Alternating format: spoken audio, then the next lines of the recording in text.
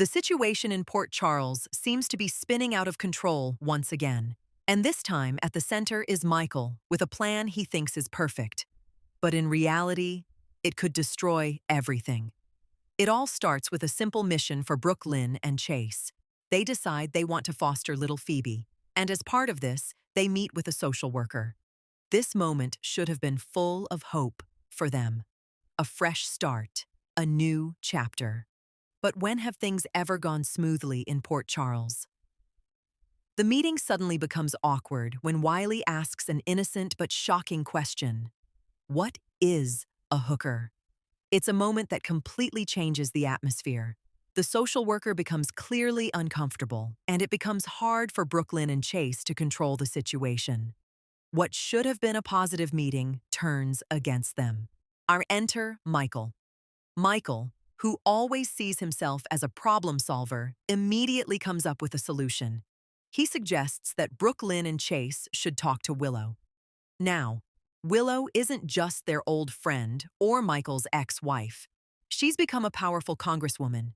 She has influence, power, and an understanding of the system. To Michael, this is a foolproof plan. But the problem is, this is Port Charles. Brook Lynn is far from happy with this idea. In fact, she's quite irritated. She feels Michael is deliberately sending Chase back to Willow.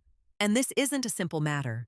Willow's name alone brings up emotions, past connections, and unresolved feelings. What scares Brook Lynn the most? Chaos.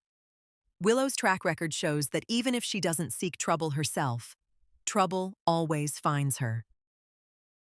First, it was life in the cult, but then nursing and now politics. Her life has never been simple. And wherever Willow goes, complications are guaranteed. Chase gets caught in the middle. On one side is his wife, Brook Lynn, who is clearly uncomfortable and wants him to stay away from Willow. On the other side is Michael's suggestion, which makes sense logically. And then there's Willow, who might want to help, but her involvement could make things even messier. The question is, can Chase handle this situation without risking his marriage? And then there's Michael, who may not even realize how much of a chain reaction his simple solution could trigger. His intentions might be good, but in Port Charles, outcomes matter more than intentions. If Willow gets involved, it won't just be the foster plan that's tested. Relationships will be tested too. Brook Lynn's trust could be shaken. Chase could feel emotional pressure, and Michael could end up part of the mess himself. So the biggest question now is, will Michael's plan really help Brook Lynn and Chase? Or will it turn out to be a mistake that brings a new storm into their lives? One thing is certain.